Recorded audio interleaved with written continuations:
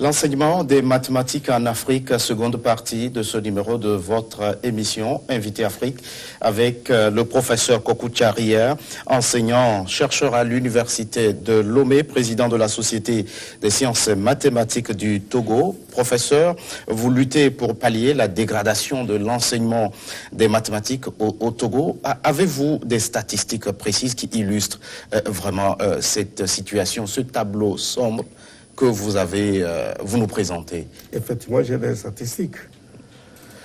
Lorsque nous prenons au second cycle du secondaire, c'est-à-dire les lycées, à partir de seconde jusqu'en terminale, sur 249 professeurs de mathématiques, il n'y a que 63 qui ont un diplôme de mathématiques, ce qui représente 25%. Lorsqu'on a lancé le concours l'année dernière, le gouvernement voulait recruter 65 professeurs de mathématiques. Niveau maîtrise, on n'a retrouvé que 17 candidats sur les 65. Le gouvernement a reçu les 17. 13 ont regagné les établissements et 4 ont refusé parce qu'ils étaient en train de rédiger leur thèse de doctorat en mathématiques avec nous. Sur les 13 qui ont regagné, après, il s'est avéré que certains avaient de fausses attestations. Vous voyez donc la situation. En conséquence, ces 5-6 dernières années, plus de 75% des bacheliers en série C ou D n'ont pas la moyenne en mathématiques. Je prends l'exemple de bac 2015. Sur 8811 admis au bac, seuls 1280 avaient une note supérieure ou égale à 10 en mathématiques série D. Vous voyez donc que la plupart de ces élèves, lorsqu'ils vont à l'université, ils ne peuvent pas aller en médecine, ils ne peuvent pas aller à l'école des ingénieurs, ils ne peuvent pas aller à l'ESTEBA, ils ne peuvent pas aller en agronomie, etc. Bref, voilà la situation que nous vivons. Alors, ces étudiants que vous formez en mathématiques sur le campus universitaire de Lomé, est-ce qu'ils n'ont pas parfois le sentiment comme s'ils se font former pour après former aussi? Oui, ils ont ce sentiment d'être formés et après formés. Mais lorsque nous les formons, surtout en mathématiques, vous voyez, depuis 2 ans, 3 ans, on n'a pas ouvert le master de mathématiques. Et nous avons sorti en moyenne 30 à 40 licenciés par an. Donc on peut supposer que nous avons une centaine à l'heure actuelle. Mais nous venons d'ouvrir notre master de recherche. Nous n'avons eu que 42 dossiers. Où sont partis ces jeunes-là? Alors quelle est la réponse à cette question? Elle est simple. Ils sont partis au Sénégal, ils sont partis en Côte d'Ivoire, ils sont partis au Ghana, parce qu'il y a beaucoup de centres d'excellence qui font des appels à candidature et nos étudiants, lorsqu'ils postulent, tout de suite on les prend. Ils sont là-bas pour faire autre chose que de devenir un enseignant de mathématiques. Parce que jusque-là, nous n'avons pas créé un master professionnel d'enseignement qui puisse les retenir. Nous n'avons qu'un master de recherche. Et donc, c'est juste pour vous illustrer la situation qui prévaut. Nous formons bel et bien, mais ils disparaissent dans la nature. Ils vont sous d'autres cieux, d'autres sont en France. Des parents se battent pour les envoyer ailleurs, pour aller faire autre chose. Parce que les gens supposent que l'enseignement ne paye pas bien. Donc quand ils ont la base mathématique, ils ont la possibilité tout de suite de faire autre chose, de devenir ingénieur, télécom, est très excellent, etc. Donc, voilà, sous d'autres cieux. Alors, pour ceux qui acceptent embrasser la carrière d'enseignement, alors quel mécanisme de recyclage et de formation de ces enseignants? C'est ce que j'ai déjà dit. Le mécanisme de recyclage, c'est de créer des centres de formation. Des centres de formation continue. Et ensuite, encourager des certificats d'aptitude à la profession d'enseignement des mathématiques au lycée. Vous savez que quand quelqu'un rentre au lycée avec sa maîtrise, les 2 voies possibles qu'il a, soit un jour on le nomme censeur, puis éventuellement proviseur, ou bien on a lancé le concours d'inspecteur et certains d'entre eux peuvent rentrer. Tout le reste, ils n'ont pas de carrière. il faut créer des carrières, des certificats d'aptitude à la profession enseignante des mathématiques. Certificat 1, certificat 2. Après, déboucher vers l'agrégation de mathématiques au secondaire. Vous savez, quand on parle de professeur agrégé, ça n'existe pas dans l'enseignement supérieur.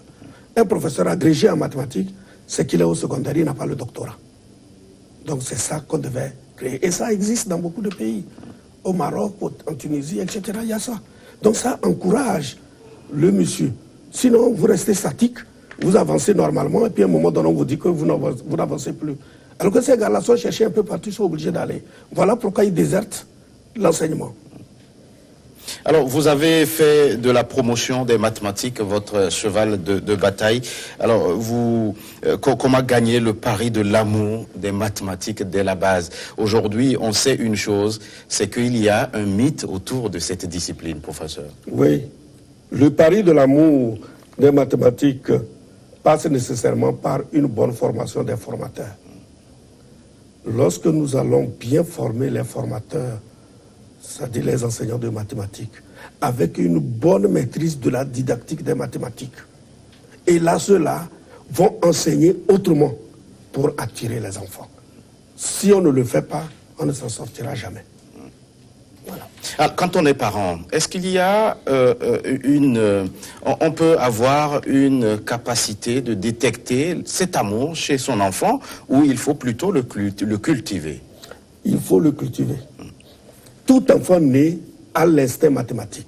Je l'ai plusieurs fois expliqué, même les animaux ont l'instinct mathématique. Tout le monde a l'instinct mathématique. Il faut alors le cultiver pour que chacun maintenant découvre en lui cette capacité d'être un bon scientifique ou un bon mathématicien. Professeur Kokou Tcharière, vous présidez la Société togolaise des mathématiques. Comment la SS Math œuvre-t-elle pour gagner ce pari dont on parle? Effectivement, l'objectif de la Société des sciences mathématiques était de promouvoir l'enseignement des mathématiques. Et ça, nous le faisons. À travers quoi?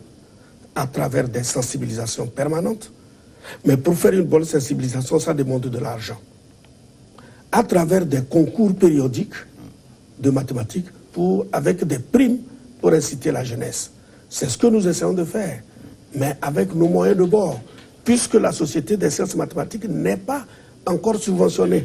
Or, ça faisait partie des recommandations de l'Union mathématique africaine de 1976. On avait recommandé à tous les pays de créer les sociétés mathématiques. La Côte d'Ivoire a créé sa société en 1977, c'est-à-dire un an après, avec Saliou Touré, qui est jusqu'à aujourd'hui président de la société, parce que c'était le premier professeur titulaire en mathématiques. Mais chez nous, c'est en 2014 que j'ai été obligé d'initier pour forcer la main à tout le monde de nous aider. Mais malheureusement, cette aide n'est pas encore venue. Et cette aide n'est pas encore venue, mais pour le moment, qu'est-ce qui se fait au sein de cette société? Eh bien, nous organisons quand même des sensibilisations lorsque nous arrivons à trouver un peu de moyens. Nous organisons aussi les concours de mathématiques pour sélectionner les meilleurs élèves et les envoyer aux Olympiades de mathématiques. Et donc, nous faisons les activités, nous avons plein d'autres activités dans la tête, mais ça nécessite des moyens. Par exemple, nous voulons créer des centres dans chaque grand établissement, créer une structure d'aide à la maîtrise de mathématiques aux élèves. Mais quel enseignant je peux mobiliser, si je n'ai rien à lui donner, de consacrer ne serait-ce que 2 heures par semaine pour aider les enfants dont les parents ne peuvent pas prendre la répétition à la maison? Il me faut un certain nombre de moyens pour encourager ces enseignants. Beaucoup sont prêts à m'écouter. Mais lorsque vous allez, eh bien, ils disent, mais on nous cherche ici, là, on nous paye 3 000 francs, 4 000 francs, 5 000 francs l'heure de répétition de mathématiques. Combien de parents sont en mesure de le faire? Voilà là où se trouve le problème. Nous, comment faire pour que le pauvre aussi maîtrise les mathématiques? Parce que nous étions pauvres, mais nous avons fait les mathématiques. Est-ce qu'il faut que ce soit maintenant seulement les enfants des riches?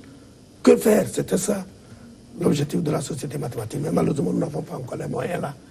Et pour donner le goût des mathématiques aux élèves, il est organisé périodiquement des Olympiades. Comment se présente cette compétition? C'est très simple. Nous demandons à tous les professeurs de mathématiques de toutes les préfectures de sélectionner les meilleurs élèves de leur classe. Ils les regroupent en un seul endroit Bien sûr, nous les appuyons un peu financièrement. Et ils font un test. Et ils choisissent les 2 meilleurs de chaque préfecture. Ça, c'est les préfectures qui ne sont pas des chefs-lieux. Les préfectures qui sont des chefs-lieux de région, là-bas, comme le nombre d'établissements est plus élevé, nous donnons des quotas aussi proportionnellement à la taille de la préfecture. Par exemple, Thone a 6, il doit choisir les 6 meilleurs. Kara doit choisir les 5, c'est-à-dire Koza, les 10 meilleurs. Tchaoudjo doit choisir les 6 meilleurs. Et puis après, nous organisons un test national. Région par région, on converge ces élèves présélectionnés dans les chefs-lieux de région et nous organisons un concours national. Là, c'est nous qui proposons le sujet, anonymé, corrigé, et on choisit les meilleurs. Et lorsqu'on choisit ces meilleurs, nous les regroupons à Lomé, on les forme pendant 2 semaines, puis après on fait un deuxième test, et nous choisissons les 6 meilleurs que nous allons envoyer aux Olympiades. Et nous faisons en sorte que tous les représentants, les élèves viennent de toutes les régions pour qu'il y ait non seulement un brassage entre la jeunesse, mais également choisir le meilleur parmi eux. Alors oui, c'est pour participer à ces Olympiades, ça c'est sur le plan continental. Sur le plan continental. Alors quel est le palmarès de votre pays, le Togo, à sa participation à ces Olympiades? Nous avons participé seulement en 2017 aux Olympiades. Et vous avez ramené quoi? Une médaille de bronze. Et pourtant, les Olympiades ont commencé en 1988. Et nous, c'était la 25e édition. Nous avons participé pour la première fois. Et nous sommes venus avec une médaille de bronze. Et tout le monde était étonné que ce soit cela. C'est pour dire tout simplement que les jeunes Togolais sont hyper intelligents. Il suffit tout simplement que nous ayons les moyens de les organiser. Ils vont battre ceux qui avaient l'habitude d'aller. Alors, les dernières Olympiades, le Togo n'a pas participé. Pourquoi? Toujours par manque effectivement, elles ont eu lieu au Kenya en juin dernier, mais nous n'avons pas eu les moyens d'amener une délégation togolaise. Alors, nous sommes en train de nous préparer pour aller en 2019.